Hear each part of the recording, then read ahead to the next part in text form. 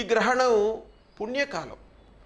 మనకు గ్రహణము ఖగోళ శాస్త్రం ప్రకారంగా గ్రహణం ఎన్ని గంటలకు పడుతుంది, ఎన్ని గంటలకు విడుస్తుంది, మధ్యకాలము, సమ్మీలన కాలము, ఉన్మీలన కాలము అనేటువంటివి ఖగోళ శాస్త్రం ప్రకారంగా, గణితం ప్రకారంగా మనము తెలుసుకొని ఈ సమయాన్ని గ్రహణానికి మనము విధి విధానాలు, ధర్మశాస్త్రము, సాంప్రదాయం మనకు ఏం చెబుతుంది వాటిని మనము ఆచరించాలి.